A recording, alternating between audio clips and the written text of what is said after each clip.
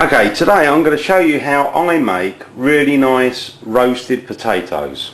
They go with the Sunday roast, they go with anything, they're great. Now what I would say is the first thing is try and pick potato sizes so that you've got nice sort of shaped potatoes when you present them. Otherwise if you get the really big ones you've got to chop them up and now they look triangular. These ones look good. Now you can use any potato. I've tried them all and they all work. Some you might have to boil just for a little bit longer. So what we're going to do is put these potatoes in hot water, boiling hot water, for about 10 minutes. You don't want to cook them too much, just really partly boil them. Okay, I've got the potatoes in the pan and I've put some hot water in there from the kettle, a little bit of salt, and that's it. And then we're going to pop the lid on it and they're cooking for 10 minutes. Now at the same stage, if you like the parsnips, these are really nice, especially with honey on them.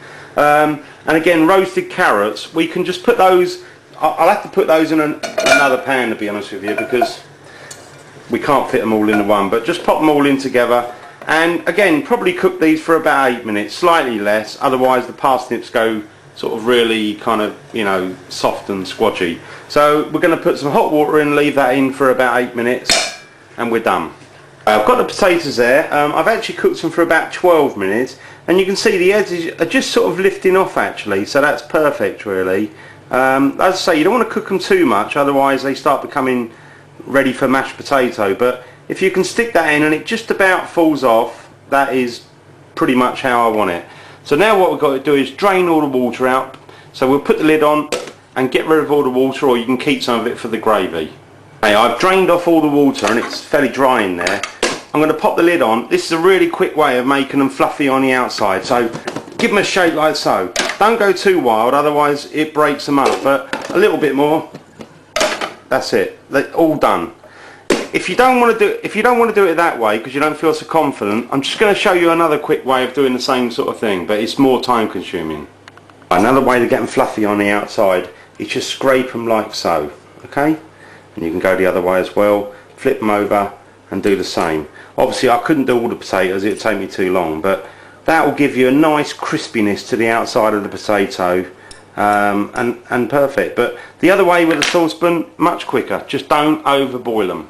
Whilst I've got the potatoes sitting there and they're cooling off a little bit and the water's evaporating away, the next thing is get yourself a big pan, and you can just pour some oil in there. You can use olive oil or you can use, you know, just normal oil like this one, sunflower oil. They're all good. Sunflower oil I think has a slightly higher temperature, so if you want to get it really hot at the end then it's probably better for that. But I'm going to pop that in the oven, preheat that, give it a good 5 minutes before you put the potatoes in there.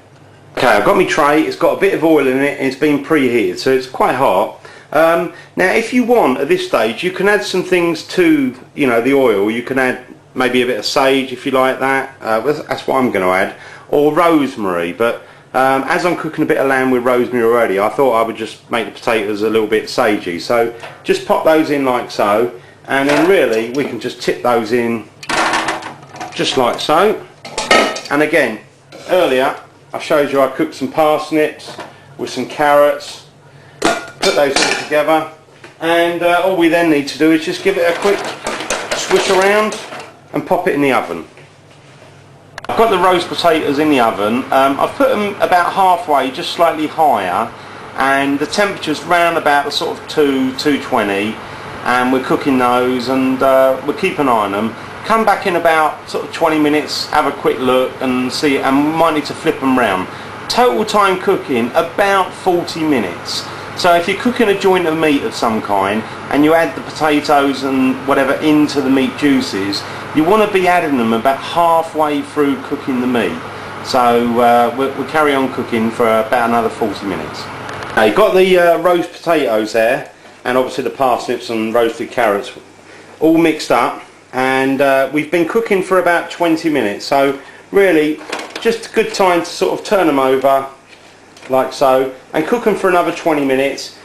You know, sometimes depending, you know, how brown you like them, you might want to cook them for a little bit longer, but I'd say 40 minutes as a guide, anything up to an hour really. You know, sometimes if you like them really crispy, or otherwise the last part of the cooking, last 20 minutes, you can turn the heat right up. sort of almost to maximum. That'll start browning them off. Okay, we've got the roast potatoes, we've got the parsnips, and of course we've got the roasted carrots.